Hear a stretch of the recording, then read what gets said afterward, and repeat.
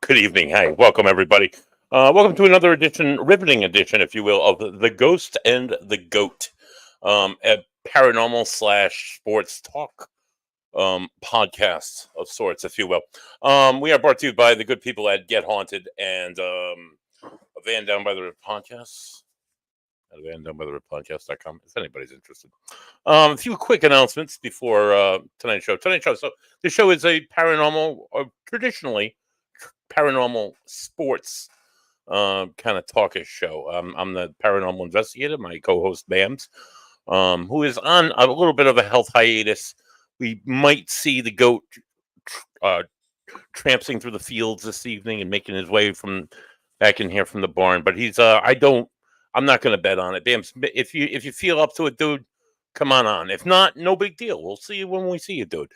But in spite of that, I usually just in Bam's absence, I've done a whole paranormal with little bits of sports peppered in. So I'm going to pepper in some sports to begin, and then we'll bring on our paranormal guest. But before we do any of that, just a few quick announcements here. On the Ghost and the Goat. As if you don't already know, the Ghost and the Goat, like I said, is brought to you by a Van Down by the River podcast. And one of the other vodcast, if you will, that I'm involved with is a unique little show called Three Dudes Brews. This delicious beer. I'm going to take a sip of it right now. We filmed episode 5 this past week, and we will be premiering that in the next upcoming days or so, as soon as Ed can put it together and he'll put it out there. It'll premiere on all except the Get Haunted. So everything, because it's not haunted, it's beer. It's basically me and myself and my love for craft beer. I'm joined by 2 other lovely fellows, 2 other dudes, if you will, and together we go from brewery to brewery and we sit down and we chat about beer and we chat about beer culture and we drink good beers like this right here. This is called White Knuckle. It's very delicious. It's the last. This is like the last of White Knuckle ever. So anyway, because that brewery closed down. But anyway, we go around to these different breweries and we talk beer culture. We talk like, hey, what's good with your beer? Or hey, what's your inspiration? Or what are the boundaries of beer? Any and all thoughts and questions that come when thinking about beer, from this color, this beautiful yellow, to like a pretty purple with a taste of peanut butter and jelly, to like this past weekend, I had a cotton candy sour at Black Pond Brews in Dayville, Connecticut, and it tasted like cotton candy in the front, and like you got the sour tinge in the back. It was perfect. It was like a Kermit Green, which is weird. It's not your typical beer, but like everything in between these different beers that people think, these different styles, what goes into making them, all the different thoughts about some of these wild names that some of these beers have. So just we go brewery to brewery. We talk to the brewer themselves. So tune in for Three Dudes Brews. 3 Dudes Brews, episode 5. 3 Dudes Brews also has big news. Big news this fall, coming very soon in the upcoming months. A little hint: if anyone's from Rhode Island and beer, this is your hint. We're going to be doing a collab, 3 Dudes Brews, with a local brewer. It's not Line Cider; they're closed down, but that's your hint. If you know, you know. If you don't, well, just stay tuned. And I'm going to have my own beer out there. You can taste like a beer that I was a part of splendoring. We're going to help them make it. We're going to, wherever this brewery might be, we hope that it's going to be great. We have hopes and dreams that it's going to be a beautiful beer. So tune into all of our good episodes. Van Down by the River podcast, all that good stuff. So really quick, sports. If you're a Red Sox fan like myself, you were incredibly disappointed. I had the intense pleasure of watching the Red Sox die slowly in their 2024 season, dying slowly. this past Sunday. I took a few clients. I work in I'm mental health case manager, so I took a few clients to the Boston Red Sox game, the last Boston Red Sox game of the 2024 season. I saw if you're not from the New England area, we have this guy by the name of Joe Castiglione. He's been doing Boston Red Sox radio for 42 years. He retired. Greats from 1986 of Roger Clemens. If you're not from New England, you probably know Roger Clemens if you know anything about baseball. Roger Clemens was there. Jimmy Rice. Joe Morgan, he's like 96. He's in a wheelchair. Wheeled him right out there. A bunch of Pedro Martinez. Who else was there? A bunch of greats from every year. Not Pobby, but a lot of greats came out on the field, and it was really good to see. And then the Red Sox actually won their last game of the year, which if they had done that more during the season, I'd be watching them right now. Right now, if you're a baseball fan, you're tuning into, or you could be tuning into the Mets. The Mets in the middle of the ninth. They're above the Brewers in the wild card race. In the first wild card game, the race is over. It's now the playoffs, and my Red Sox are playing golf. The Detroit Tigers took out the Astros. They nailed them 3-1. The best of 4-game series, so they didn't necessarily win it all. The Orioles flew low today and took a 1-0 defeat to the Kansas City Royals. And later on this evening, we're going to see the Braves travel to San Diego and face the Padres.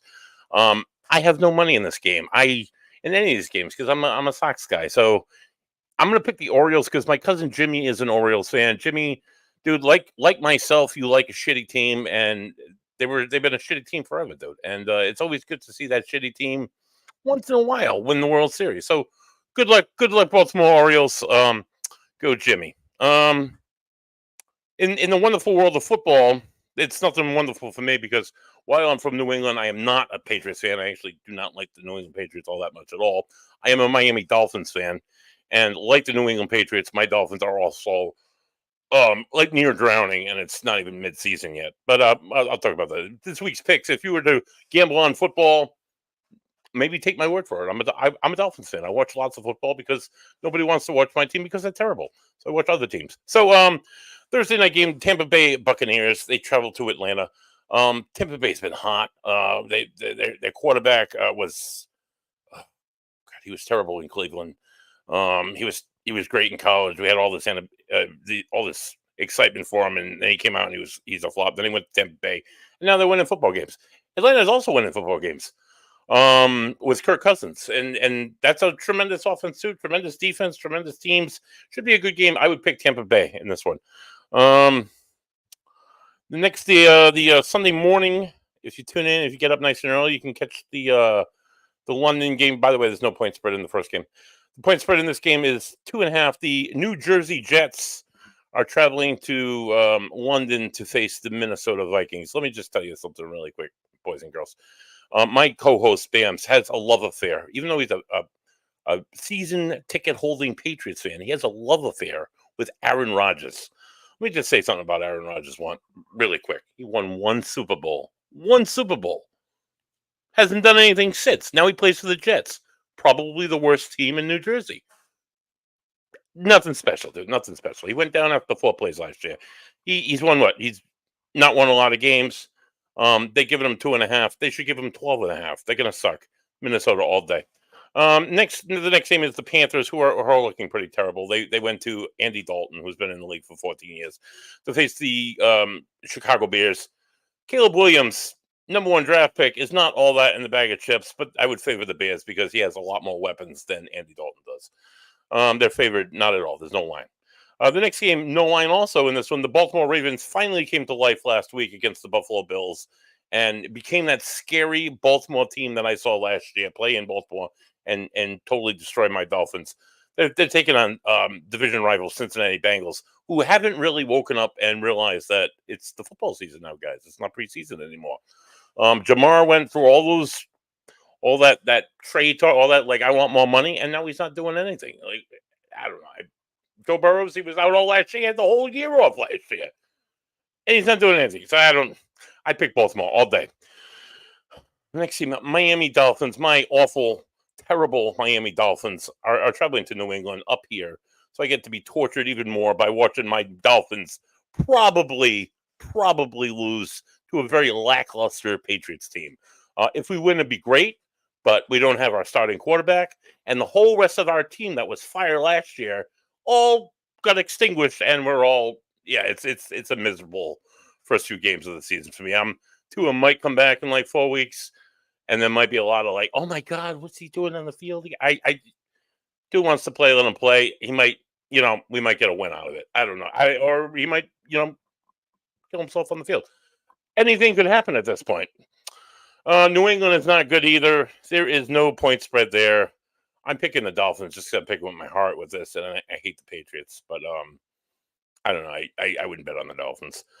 Next, just as turdy, just as brown as my Dolphins, the Cleveland Browns are just literally that. They could never put it together ever. They're traveling to Washington to take on a very awesome Commanders team.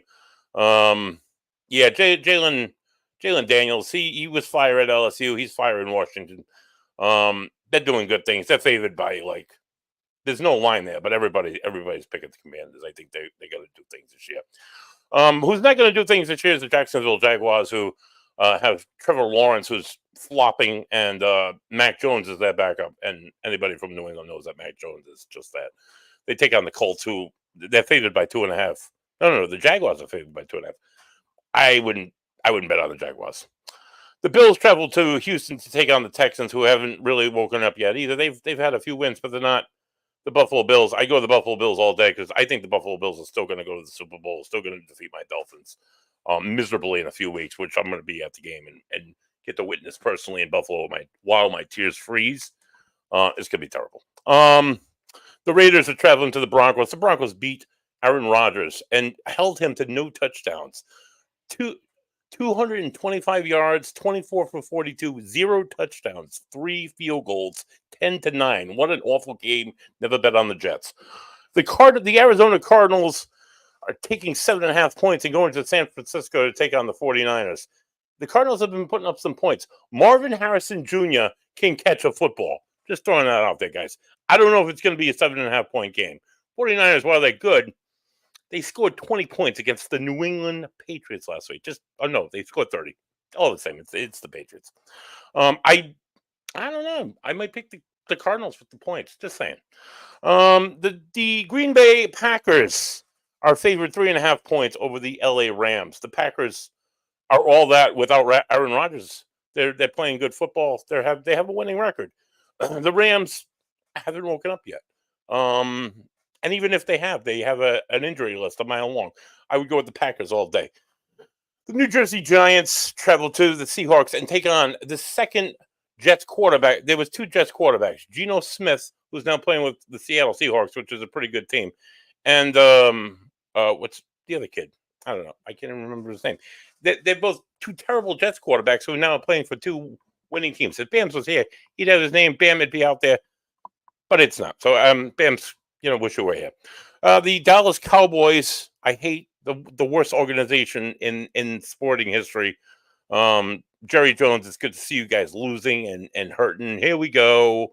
But you're not going anywhere, especially against the Pittsburgh Steelers. They have a staunch defense, and that kid from Chicago, he's playing he couldn't really play with Chicago because I can't remember his name. He's just not even that good. I don't know. It will come to me mid-show. I would pick the Steelers all day. And the last game of the week is pretty good yard burner. It's the New Orleans Saints travel to Kansas City with no line. New Orleans has some life breathed back into them recently. They are still not dating Taylor Swift. So I'm going to go Kansas City all day on that one. Boys and girls, that has been the sports side of the show. And now we're going to flip gears. But really quick, before we do, I want to just send a big shout out. Joe and Kara. Joe is my video guy. He's my production guy. He does all the video work except for he does some of the stuff on our beer show. He's been an investigator with me for over 10 years. He's a tremendous friend. Him and his wife Kara just had their first child. Emmeline Britland, welcome to the world, dear. I look forward to having a beer with you in like 20 years or so, kid. And maybe sitting in the dock and talking to dead people, but probably not. But either way, I do that when you dead. Either way. Tonight's guest, speaking of sitting in the dock and talking to dead people, and sound and video, he is a sound and TV production guy. He's a professor. He's into forensics and criminology. He's I would say he's a sound expert. I would say he's an EVP guy if I had to guess. He's a paranormal investigator. He's oh god, he's an author. He's from the great state of Wisconsin, so maybe he's hopefully he's not an Aaron Rodgers fan. Welcome to the show, Darren. Is it Wiczek? Darren Wiczek? Oh no, you're so close. So close. Oh, Darren. I'm sorry, what's your name? Not brand checks, not corn checks, but Wiczek. Wiczeks. Wiczek. If anyone's gonna screw up a name, Darren, it's always been me. I apologize. It's all good. It's all good. It's like a part of the show almost, where I screw up the guest name almost every week. Oh. Okay. Quick question before we get into ghost stuff: are you indeed a Green Bay Packers fan? Oh, you got to be a Green Bay Packers fan, but you don't have to be an Aaron Rodgers fan, now do you? Absolutely. Brett Favre was definitely the better quarterback there. Oh, Brett Favre was something. I just watched some highlights on Facebook today, and even the announcers, you don't know what he's going to do. It's going to be a throw for a touchdown, or it's going to be a fantastic interception. Yeah. Another guy that went, unfortunately, to the New Jersey Jets, but just not the same career. And I anticipate the same for Aaron Rodgers. I don't. My absent co-host would be like spilling himself. Oh, making up all the excuses he could for Aaron Rodgers. I don't know why he's in the same division as the team, but anyway. I digress. So, Aaron Rodgers is quite the guy. I mean, he can throw the ball. I'll give it that. He can throw the ball. But, the guy had a broken vagina for the last 10 years or something, I think it was. Oh, my God. So what do? We got a new guy, and what do? We pay him $250 million. Think about that. I had an old guy in Colorado when I was selling insurance out there, and he'd laugh. He goes, good job. We'll pay about $50,000 a year. So, if you work for 30 years, what is that? And you and your brother work for 30 years, what is that? And these guys are making that, in 1 week? Yeah. And you don't know what they're going to do. Mind blowing. And they might be good, and they might be, like you say, they might be trash. They might be terrible. Like you talked about Baker Mayfield earlier, Oh, yeah. He might have had his problems up in, Cleveland, but man, I love the guy's commercials. Yeah, that's true. Same thing with Alice Cooper's boots back. That was great. Yeah, for sure. Oh, that's good. They were already talking. And yep, Rodgers got one more than Marino. Yes, he did, Jeff. Yes, he did. Thank you for again reminding me of that fun Dolphins fact. So, Darren, excuse me. Let me ask you. You're what are you a professor in? Because is it TV and sound you're a professor in, or no? Securities and financial planning. Oh, okay. Well, I was way off there. Okay. Yeah. At the American College, so we teach, mostly advisors on how to do their job better, get their designations, so they have better alphabets after their name, and hopefully they have some knowledge to go along with that also. Oh, right, for sure. Well, that'd be a lovely conversation if this was a finance show, but of course it's not. So, where's the sound production? Where does that all, the TV, where does that all come in? You're a stuntman? Did I hear that right? You're a stunt driver? Yeah, I did some stuff on the Johnny Depp movie, Public Enemies. Oh, nice. Yeah, so that was fun. So got to drive some of that stuff around for a few weeks. Nice. Other than that, did a lot of sound. Worked up at Channel 7 in Wausau. Worked for Northwoods magazine out of the northern part of Wisconsin. And then ESPN covered all their off-road racing, snowmobile events, and some of their other shows that went on, like Klondike Days, all the lumberjack types of things. Always had my own studio. Did a lot of recordings. I recorded an album for the Coasters comeback in the early 80s. A couple Elvis impersonators, Dennis Wise. That was some good stuff. Yep. And then some singles recorded for some people out in Colorado.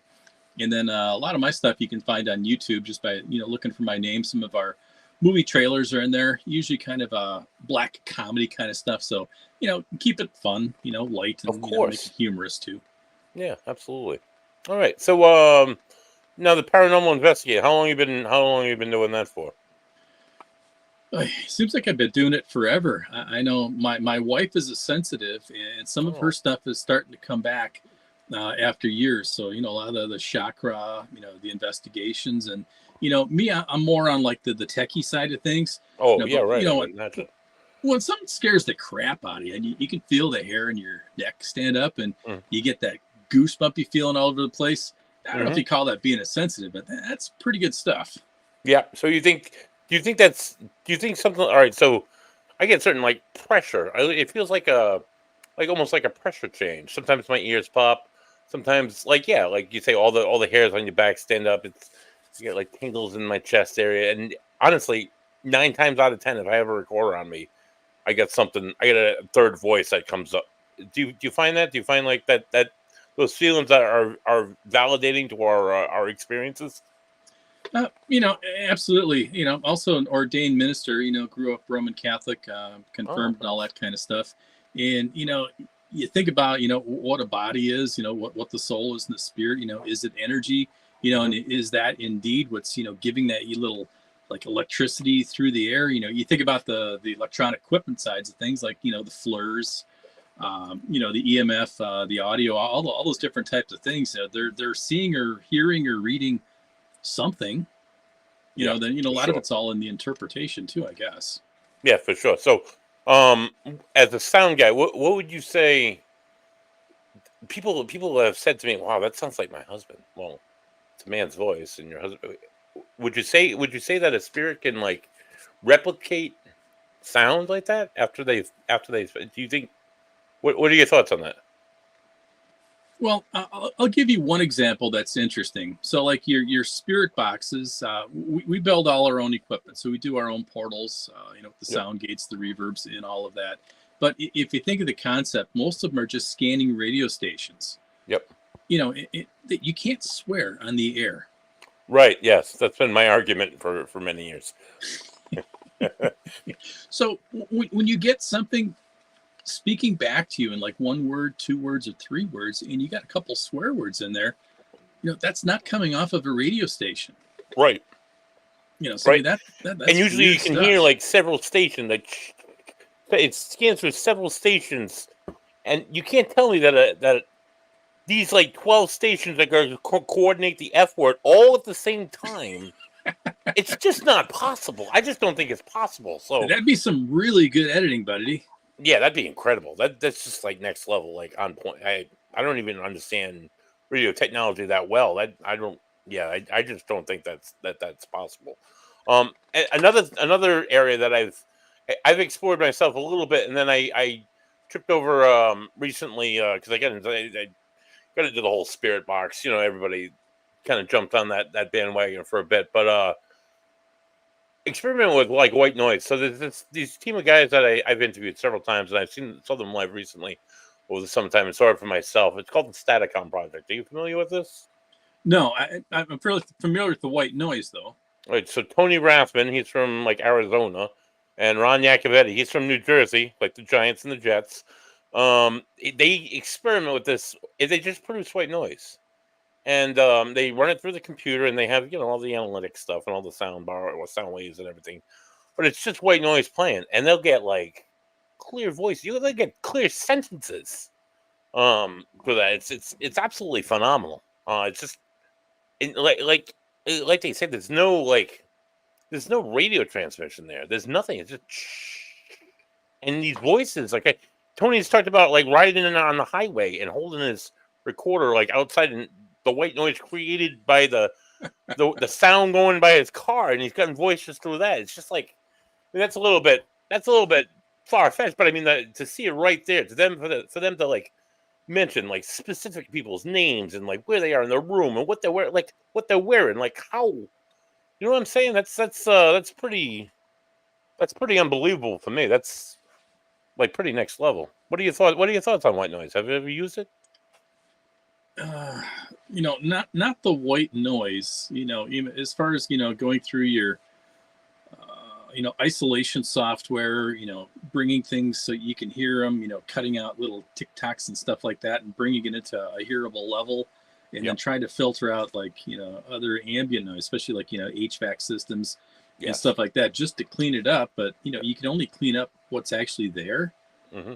So when you can eliminate something and try to get something behind it, that's some really good software to pull that out. I mean, I use a lot of stuff from Da Vinci and Hmm. Isotope, and those companies, which will clean up just about anything, but to put something there that wasn't there, you know, it's just noise. I mean, that's good stuff. Yeah, right. For sure. So what's your, as an investigator, what's your method? Go about how do you go about triggering a response from these spirits? What do you do?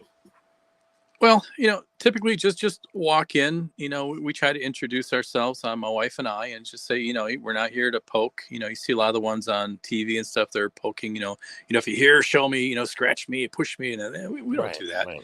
You know, Yeah. just try to play nice, find out what's going on, and you know, it may take a while. You know, we've gone to places 2, 3, 4 times and had nothing. You know, just Right. zilch. I mean, that'd be a horrible live show. You know, but then you go back again, all of a sudden, you know, you get something. You know, like, you know, I test my equipment in my studio here in Wisconsin, and there are no radio stations. So when you try to work with a spirit box or a portal, there's nothing to scan. You Oh know, wow. so you don't really know what you're doing. So we just got back from a event over in Hortonville, Wisconsin, which is in what they call Fox Valley. So there's like 40 radio stations. You know, so I set up the same gear, and all of a sudden it's like, oh my god, you know, every like 0.02 on the scale is another radio station. You know, so it's like, oh, that's how it's supposed to work. Yeah. A Right. little different, but no, basically just go in and, you know, try to see if something's going to respond to us. You know, then we've got you know, the Connect 3 system we put together, you know, fine tune some of the software on that. And, What's you know, what's the Connect 3? Could you explain that to viewers? Not everybody. kind of like how you play your video games. You have a Mhm. camera, you know, mounted somewhere by your TV, and it's looking at you, and it's basically throwing a whole bunch of little ray dots at you. And Mhm. then what it does is it brings that back. So it bounces off and it comes back, you know, into the eye of the camera, if you call it, goes back into the software, and the software puts together, you know, a figure. So that's how you're playing tennis, you know, virtual reality Oh, all inside right, these right, video games. You know, right. so that's all it is. And the stuff that we know and we use, you know, turns things into stick figures, Yeah, you know, right, but right. if there's nothing there, you know, it can't create stuff. You know, it's not Oh, just that's going good. to, you know, build a person, Yeah, right. you know. I've seen those like the Xbox thing. Somebody used one of those in a building that was definitely haunted, but it was picking up on the it's like the top of a stairway of a Victorian hotel, and the top of the like the banister turned into a stick figure that was about like Oh, 3 feet sure. tall.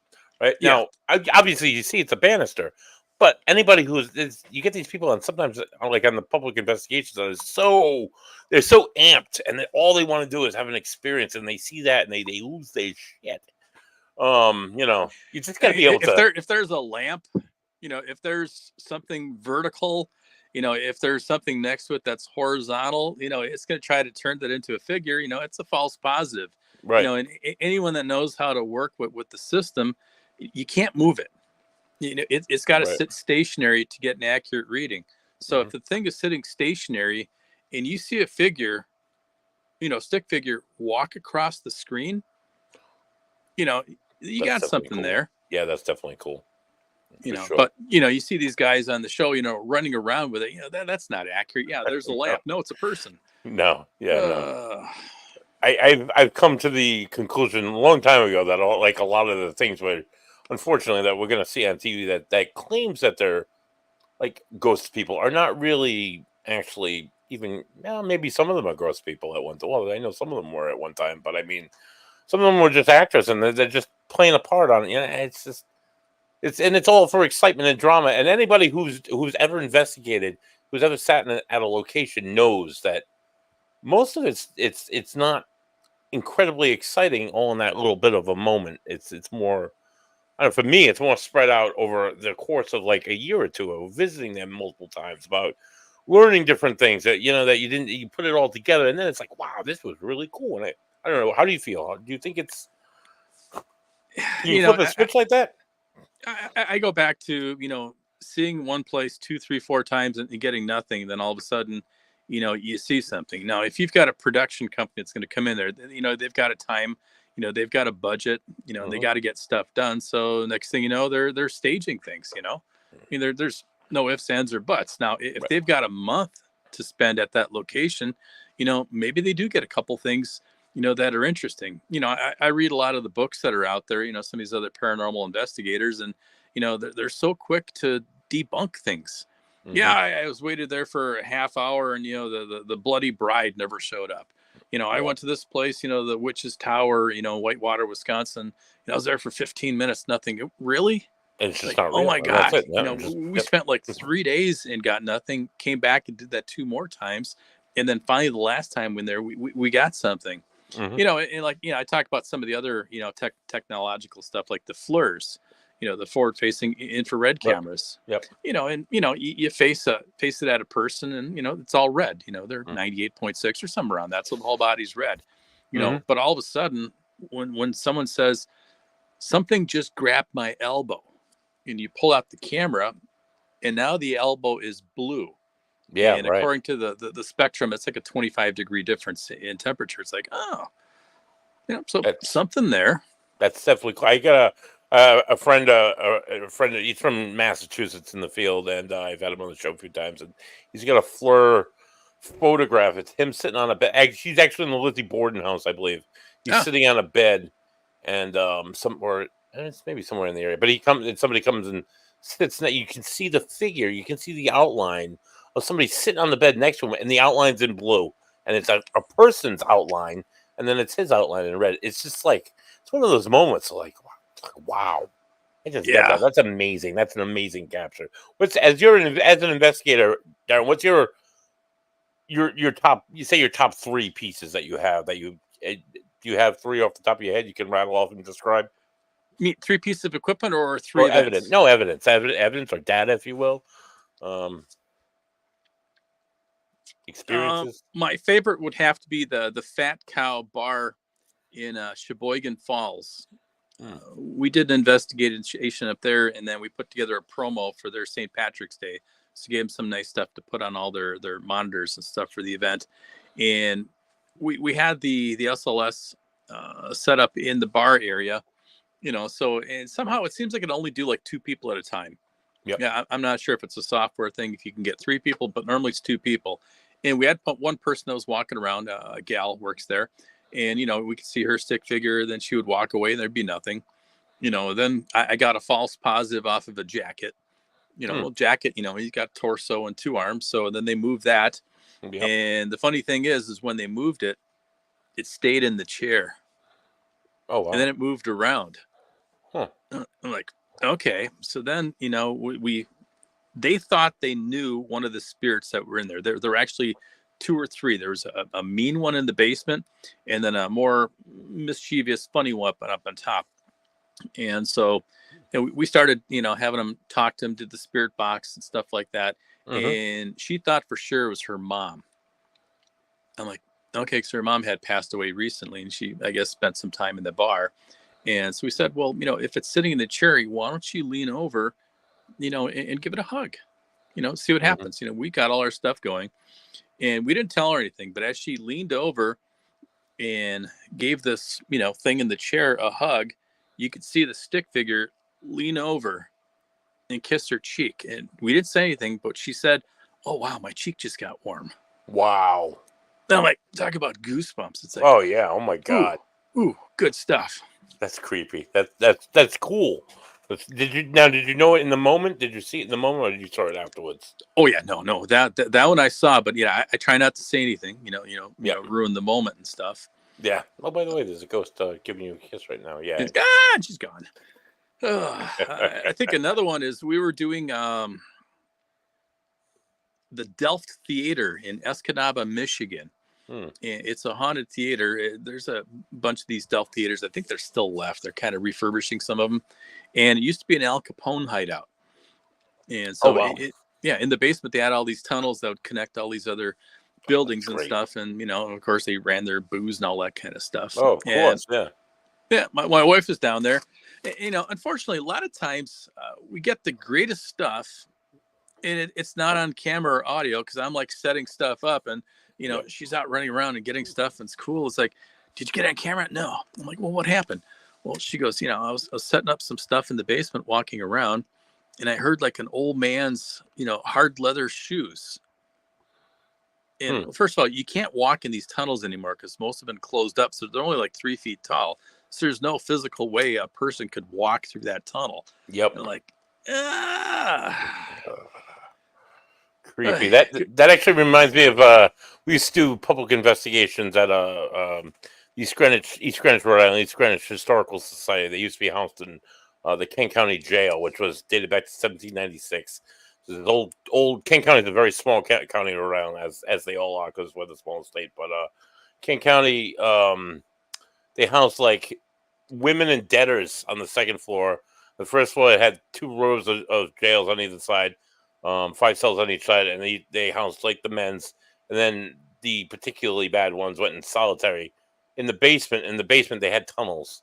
And these tunnels had like little rooms like wedged out, and you couldn't, like you said, they were dirt floors, and you couldn't stand up all the way. You had to crouch over to go in them, and they were under the foundation of the original jail, and a woman was down there. It's a big hole that went in, and they had like this stone that went around it. You could see the doorway, and this woman and this gentleman went down there, and the guy was holding the camera, and the woman swore to God she saw a head peek out, and it was a shadow, and it went back in, and the guy had the camera, and the guy didn't catch any of it. She come running up the stairs. As soon as she came up the stairs, started talking about it. I was sitting in the room where she came up in, and I had a K2, a REM pod. I had one of those things, like those 360 things, and they all just started. They all started going nuts as she was telling the stories. But none of that got captured on camera. It's all just personal experiences, right in here. I've seen figures myself, and none of it's been captured. It's all when I'm not even expecting it, really. Do you find that? Do you find it? I mean, your wife's the empath, and you're the investigator. So, I mean, I don't know if you have many experiences, but do you guys find that you experience it just as much when you're not investigating as when you are? Oh yeah. And unfortunately, like you said, you're getting stuff ready, you're putting things together, and the other person actually can just sit around and wait for you. So they're going doing their thing. There's no video footage, no audio footage. And it's like you just get the secondhand story. It's like one of my camera guys, he's out following my wife while once again I'm shooting some promo commercials for the place that we were doing, and a flat basketball started rolling across the floor. Oh wow! A flat basketball. I'm like, well, Anthony, did you get it? Well, no. Oh, come on. That sucks. One night, I had my whole team going into this location called the Pain House. It used to be run by this group called Rise Up, and it's this little house in Coventry. It was built in like 1742 in Rhode Island. It's like a sawmill. They had elections. They had nothing crazy happened there, but they have like some historical stuff there. And I got the whole team to go in, and I work, like I said, I work in the beginning of the show. I work in mental health, and I was working in a group home at the time. And in any mental health setting that I've ever worked in, if the guy doesn't show up to relieve you, you're stuck. And that was the case. So I was stuck there till like 12:30 at night. So I'm like, all right, guys, go ahead, do it. Just record everything. They had some tremendous experiences. One of them that they experienced is at the end of the night, they're all standing around. There's this guy, Ken DeCosta, he's the head of Rise Up. He's a tremendous guy, and he's they're talking to the spirit of a little girl, and that there's a beach ball on the floor. They're like, Sarah, if you're here, make that ball come close, and the ball rolled towards them, rolled away. They made it. They like move it to the left. They moved to the left. They moved to the right. Moved to the right. None of them thought to hit go on the camera, and it's forever. It's great memories for all these people, but nobody has a recording. Like, dude, you had such a great night, and they're telling me all that. Like, Joe, I'm like, please tell me you got it on video, dude. Dude, I forgot it. It just happened. I forgot that I didn't have. Oh, forever missed. Well, they always say the best camera is the one that you have on you. Yeah, right. I mean, I've got the big black magic cameras, and those things are useless in the field. I've got the Panasonic GH5 4, 85 and 7. Those things are useless in the field. I've got a couple DJI Osmos, the pockets, and then the action cameras, and a boatload of GoPros. Bing, they're on. You get it. Yep. The batteries last a couple hours. You stick it on a tripod, just let it go. Yeah. Worst comes to worst. You got 8 hours of footage you have to sift through to find something. Right. But yeah. So all right. So Now, three. That was you named. You talked about a couple of really good experiences. Three really great pieces of equipment that you would recommend to anybody, either new or old in this field. If you're doing investigations in the dark, you need something that'll be halfway decent in the light. Yeah, that's true. But that doesn't mean you need to be in the dark. So you can pick up like even like an older GoPro, like the sevens. Yep. I don't like the eights because if you scratch them, you can't replace the lens. But the sevens are very good. DJI Actions. I've got two of the number ones. Those you could pick up for like $120. You get a little cage to hold it that has a little mount on the top, a hot shoe mount or cold shoe for a light. You get a decent light for $15-$20. That thing will last for 4 hours. Nice. And boom, you're good to go. It's not gonna wiggle. It's not gonna be out of focus because it's automatically in focus. And those are good. But that's just for looking at things. Equipment wise, you can't go wrong with a $15-$20 K2 meter. Yeah, for sure. And I tell people all the time, I'm like, you look on one online and it's like sites will sell them for $60-$70 because it's a ghost store. But if you go on Walmart, you can buy the same thing for like $18. Yep. Shop and you around, can take it back if it's broken. Yeah, right. Shop around.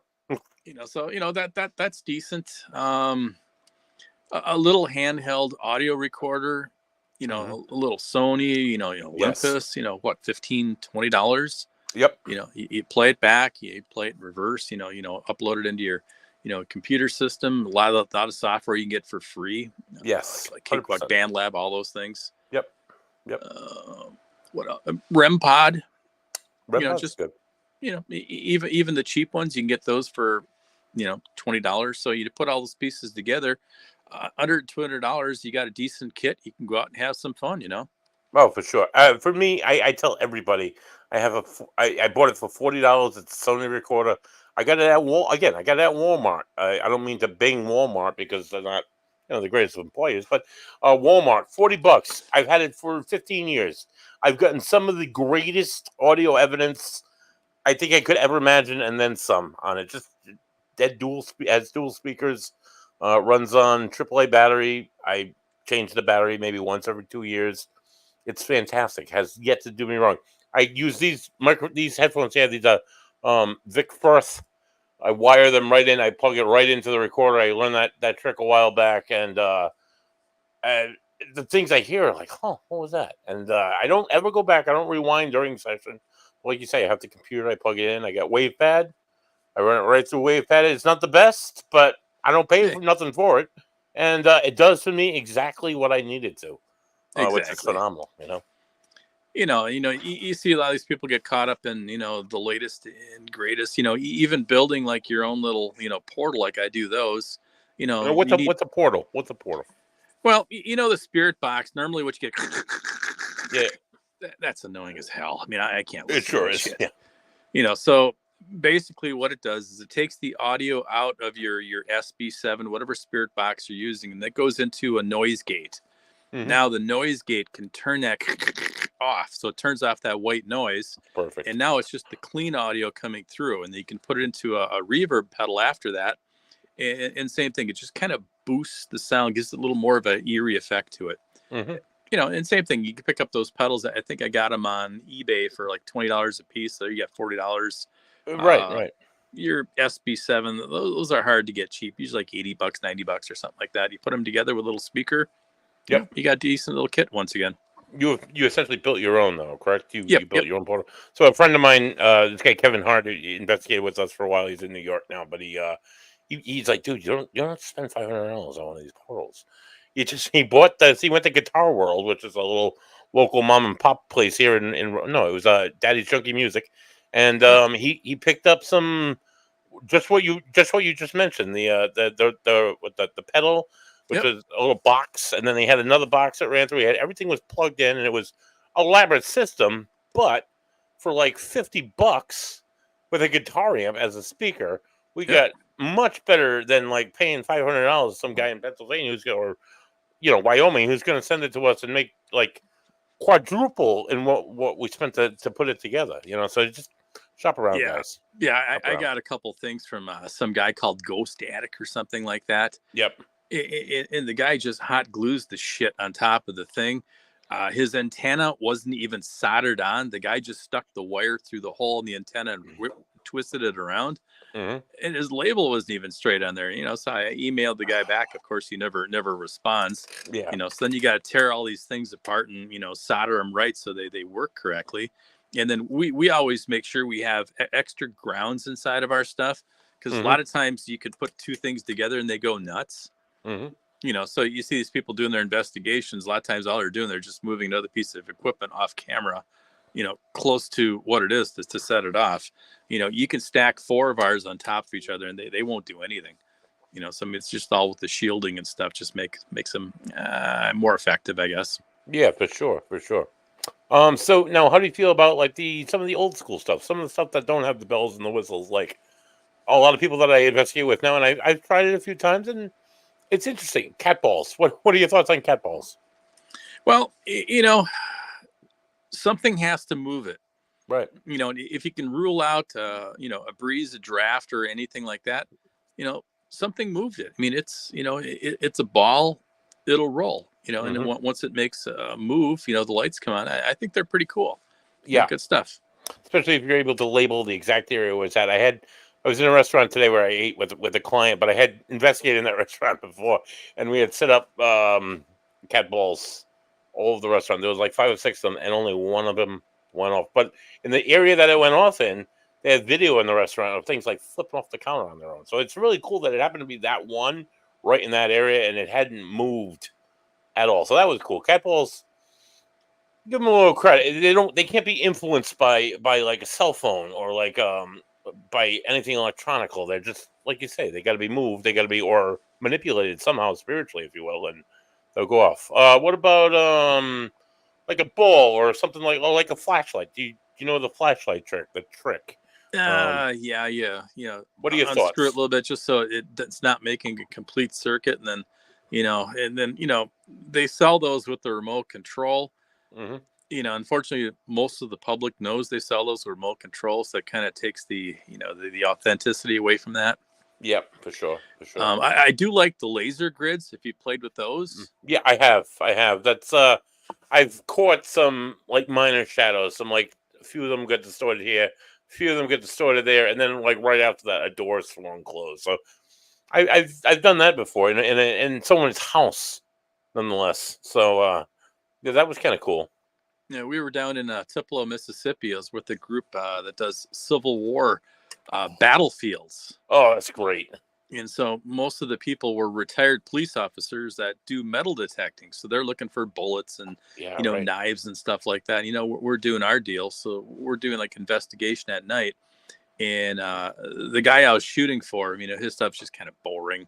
And all of a sudden I'm like, I got to get something better on camera. So I pull out my laser grid. All of a sudden this whole cotton field is just thousands and thousands of dots.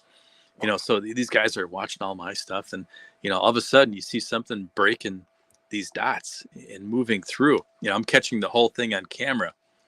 And so the retired police officer comes up to me, Darren, isn't that just a bug? I'm like, well, yeah, but don't say anything. Can I ask what Civil War battlefield you were investigating? It was outside of Tupelo, Mississippi. Mississippi, okay. And what ended up happening, the North had, way more numbers, but there was only one place that they could cross into this battlefield to attack the South, and they had to go over a bridge. So the Confederates, they knew, and they put a bunch of wagons on it, so they couldn't get over. Next thing you know, they're just shooting them. It was nasty. What ended up making it haunted is, they just buried them all in mass graves. Right, which is what they did. Yeah, just dumped them all in. Yeah. And eventually, I think they got some of the North. They picked through them years later, I guess, and brought them back home. Yep. But most of the ones on South, they just left, and most of the original crosses, they were all wood. They all rotted out. Yep. Oh yeah, of course. Right. We had a good friend of mine. He's watching now, Jeffrey Hearn. He commented on my Awful Dolphins earlier. there's a bevy of Civil War cases that I could refer to, but there's one a gentleman from Rhode Island. It's now Massachusetts. He was from Swansea, which is now part of Mass, but he died at the Battle of Gettysburg, and his family came out like 3 weeks later and dug up his grave and recovered him from the gravesite and brought him home and buried him in Swansea in the local cemetery. And they used the same.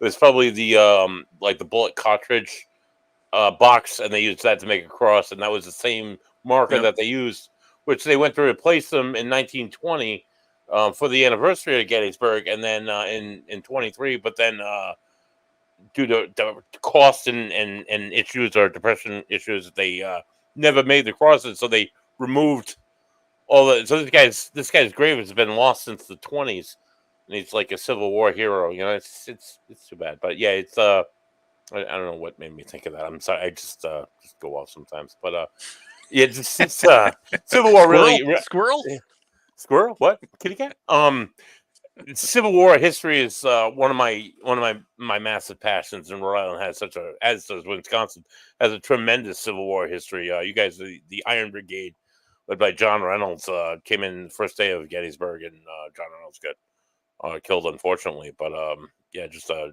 tremendous name. They were like some of the toughest in the Union Army from Wisconsin and Indiana and Michigan and those areas of the country. So it's just another passion of mine. So not a lot of Civil War battlefields where I'm from or where you're from, but you find yourself able to travel down south and investigate some of those. That's pretty cool. Yeah, then you find out, where some of the troops actually came from, and all that kind of stuff. And, we had an interesting story down there because, the cops got bored with metal detecting. They were following us around by the second day. And they had their spirit box going. Well, the crew I was with had the spirit box going. And they tried to figure out, is there someone with us, and what's your name? It's getting that and all that stuff. All of a sudden, Ed came through. Ed. Oh, wow. Just clear as a bell. And then the last day before we left, they're doing the same old thing, and same thing. Ed came up. So the chance of pulling that off of a radio station 2 days in a row, different times of the day, was phenomenal. And I go back to the fat cow with the the lady kissing the person in the bar, in the basement there. The other group I was with, they also had the name Ed come up. So somebody thought maybe it's attached to you and it's carrying it along. Yeah, right. I mean, it's a fairly common name, but yeah, it could be an attachment. What are your thoughts as a minister? What are your thoughts on attachment and negative entities and the D word? I don't like to use it that much because it's a fiery word. What are your thoughts on that? Well, I mean, if you believe there's good, yeah, then there has to be other half, which is evil. If you sure. believe there's God, doesn't that mean there's also a non-God like the devil, and what is the devil, so it's just it's all beliefs, just different names throughout all the different religions and through time. So there's something out there, and there's something that seriously affects people to make them think and do the things they want to do.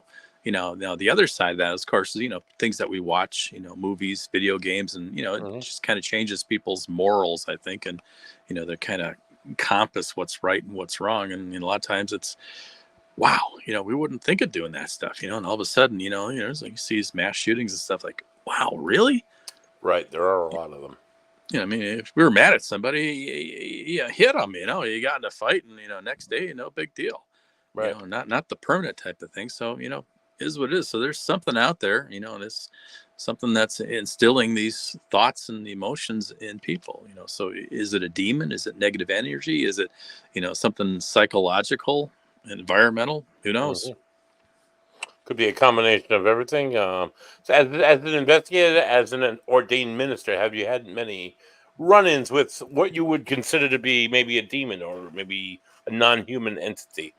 Yeah. Okay. We were called in to see if we could help. This goes back to our Hortonville investigation, and a nice gal, and she had just moved into this house. And there was stuff happening. There were, kitchen cabinet doors would open, they would close. that doesn't seem like bad stuff, and then you had a, little pendulum, pull thing that turns the lights and the fan off Yep.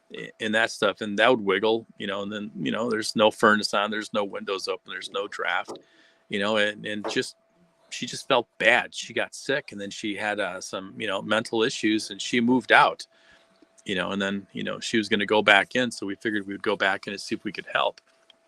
And I guess the people that were renovating some of the house, they wouldn't go into the basement, so replacing the hot water heater and the furnace, they just wouldn't go down there. If they did, they went in pairs, got their work done, and left really fast. Yeah, sounds And familiar. so, I mean, these are big contractors. It's like, really?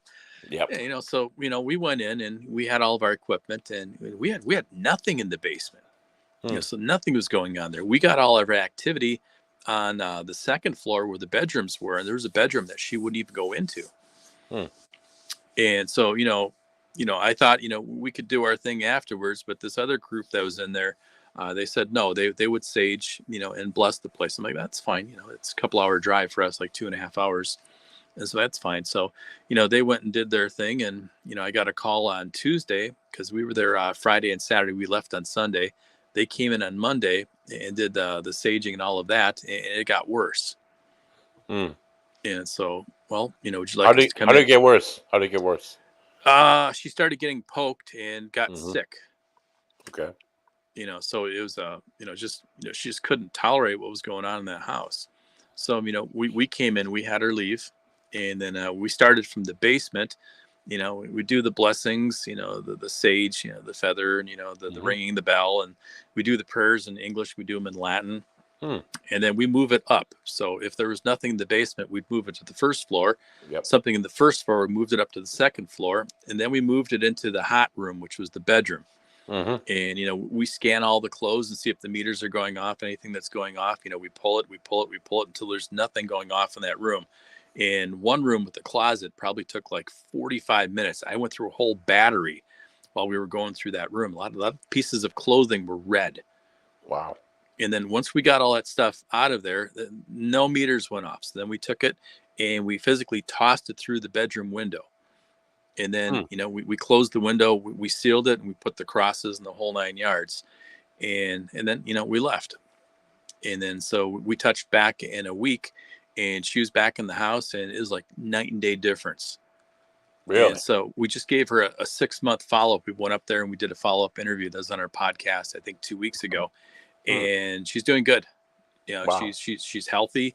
The things that were going off were gone. There were still activity in the house with the cabinet doors and stuff like that. But, it's just little trickster types of things. So, once again, so what was in there, what caused all the, the mind games and everything else, the illnesses, something. So hopefully what we did helped, and it seems to have. So, we keep touching back and make sure everything's good. That's crazy. How now? As an investigator, I know the difference. I'd like to think I know the difference. But as an investigator, when you go into a home, how do you tell the difference if somebody's experienced something, say negative, or something paranormal, or they have like a mental illness that's undiagnosed? Because that also is very, very much more common than people would imagine. How often do you experience? How do you know the difference? We've only hit that a few times. I do have 2 years of psychology and philosophy from college. So, you go through the, all that kind of stuff. I did forensics guy too, right? Did certification in forensics and criminology and criminal profiling. And a lot of times it's always a family member that you can kind of pin things to. But, once again, sometimes there's just psychological things. Unless you're a psychologist, you're not going to know exactly what's going on. Is it something that's mental and imbalance? So saging and blessing a house, it's not going to fix something that's in their head. True. That takes treatment and therapy and those types of things. But, if it's something that's not mental, it's provoking those things, that you can try to take care of, which, it looks like we did, and we helped out. Now if it would have been a mental issue that had nothing to do with, the paranormal, then we wouldn't have accomplished anything. True. That's right. All right. So I almost forgot about that. You have a history in forensics and criminology, which I find completely fascinating. I spent 6 years of my career working at the Bridgewater State Hospital in Massachusetts, which is the only forensic facility in the state, and it's probably one of my most interesting. Oh my God, interesting experiences working with people. Can you tell me a little bit about your experience in forensics and criminology? Most of the stuff that I know is like, the blood spatters, the patterns, you can Oh yeah, tell what the angle was, what happened. like And Dexter. then everything after that is just being observant. Yep. Be observant. What's going on? What's here, what's not here. Like if you watch the old movies like Monk, Yep. or Psych, it's not that they're geniuses. They can see those little things like Sherlock Holmes. If this isn't supposed to be here, that's not supposed to be here. Something was moved. And then like you go back to, the profiling type of thing, and 98 times, it's a family member or something that did it. Yep. So then you kind of, you try to narrow those people out. After you get through the family, then you've got the friends, and then, now you've got social media, you've got cell phones, it's your, I guess, your stalker type things, or your, the ones that'll just pick something at random. Yep. Those you can't find because there's no pattern. You can't trace it back to anything. It's different, unless they're doing something the same way each time, and that's kind of like their signature. You're really not going to know. Like, Ted Bundy had a thing, Yep. but look how hard it was to catch him. Right. Everything else just, interesting stuff. And even after they caught him, he escaped. Am I correct? And went and killed some more in Florida, and then they Yeah. they got him in Florida and put him to death in Florida. Finally, that's serial killers. Definitely, well, they're awful people, and they do awful things to people. And but something darkly fascinating about the serial killer that I don't know. It fascinates me. Something.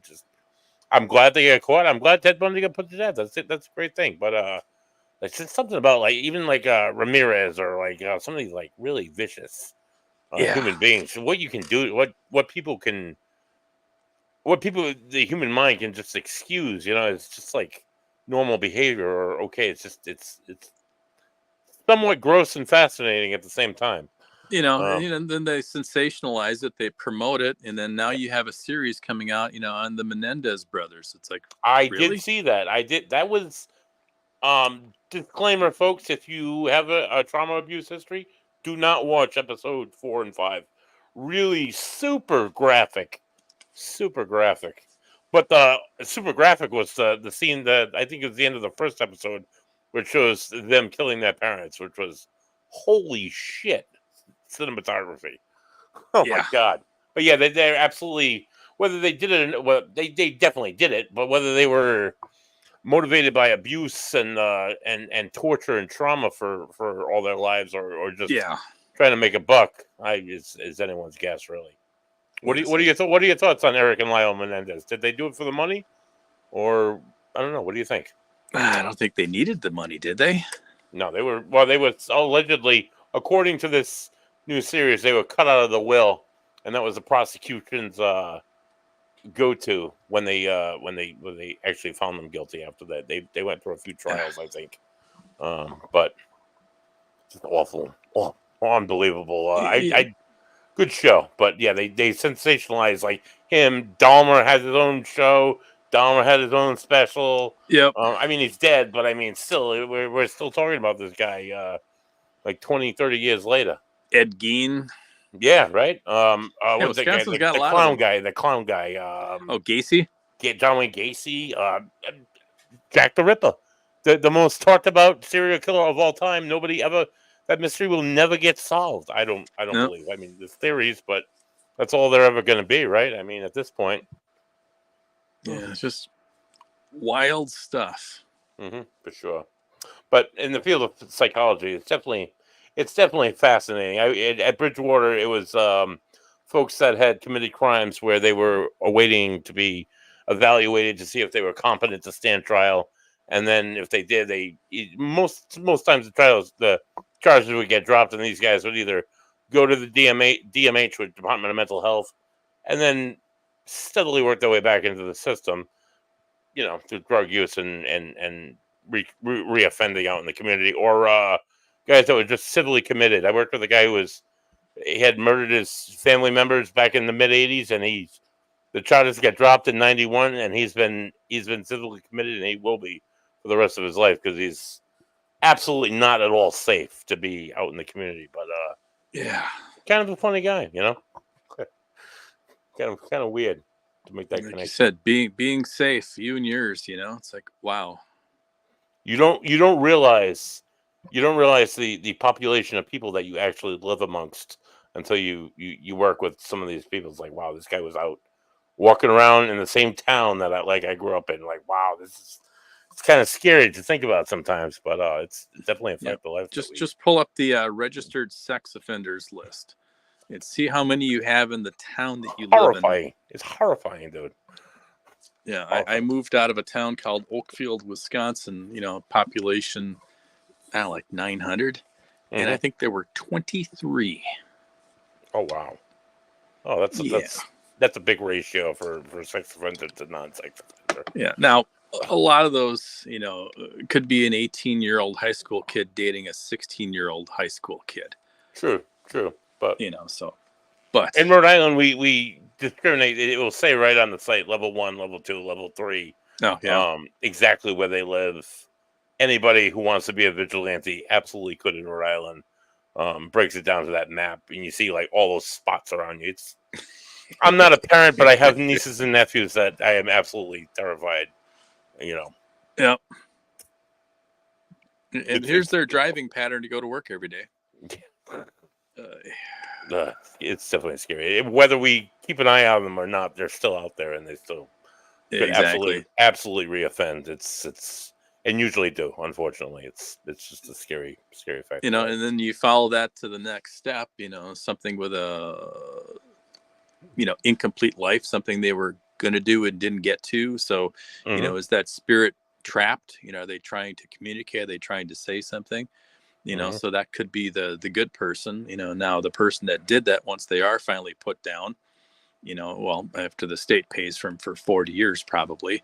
But, once they are put down, now you've got the negative energy and entity, and it's, a lot of stuff. So, what are we finding? What are we tracking?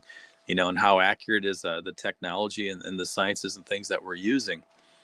You go back to some of the equipment, some of the best cameras that we have for the low light situations, are little old Sony Handycams. Right. With the super night shot. It might only shoot in 720, but you look at it, it actually has stabilization on it. It's like, wow. Pretty decent, right? Can't wiggle it too much though, but yeah. All right, Darren. It's been awesome talking to you this past hour or so. Do you have anything that you're doing? Anything you want to plug? Anyone people can find what you're doing anywhere they can go and check it out. Well, we just ordered 200 more copies of our book, Haunted Adventures: The Beginning. And so we've got that on. That's on Amazon. We're starting to do our library tours and shows where we're talking to, the communities and stuff, kind of promoting what we're doing. Our video series has been sitting at Film Hub forever. So you got to have everything perfect before they approve it. So that's kind of follows the book, the first book in all of our adventures in the pilot episode, which is just over 90 minutes long. So that's got all the closed captioning and all of that. We have the series following that. There's 5 more episodes. Just have to get the first one through Film Hub to get on Tubi. Otherwise, we're going to just try a different route and be selling those things elsewhere also, and some other things up on YouTube. Sounds good. And people just Google your name. They can probably find any and all this stuff that you're talking about. Yep. All that stuff should be on there. You can pull it off of our podcast is called The Professors. It's Always an Adventure. Mm-hmm. So that's kind of tagged in all of our stuff too. Nice. Wasn't really catching, so we switched it to Monsters and More now. Mm-hmm. Yep. whatever pulls people in, right? Exactly. Right. You get stuff you want to share. It's just because we call them monsters and ghosts and ghouls doesn't mean they're all scary. They're honestly, like I tell everybody, they're just people. Most of them anyway. Yeah, play nice. Yeah, exactly. Just play nice. Darren, it's been a pleasure talking to you. It's been a pleasure having you on the show. We excited to possibly have you back on. That'd be great. Absolutely, buddy. Always willing to play. When Bams gets back on. As for the rest of the for Bams, The Braves are losing in the end of the second inning to the Padres 3-0, and the Mets went ahead and beat the Brewers. They did beat the Brewers. They did, yep, 8-3. I'm sorry. Oh, Sorry, jeez. Darren. That's probably is that your baseball team? Oh, of course. They've had a good season though, dude. I'll we give you made that. it. We made it to the playoffs. Yeah, it's been you made it to the playoffs, yeah, like you said. So for Darren Wiczek, for it's me, Buddy Thayer. Then down by the River podcast. Tune into all our good stuff. 3 Dudes Brews. This is our hint. I'm dropping our hint. If you know, you know. If you don't, you don't. You'll find out soon enough. This is me, Buddy Thayer, and this has been another edition of The Ghost and the Goat. Thanks for tuning in, ladies and gentlemen. I'll see you next week, live at 8 p.m. Toodles.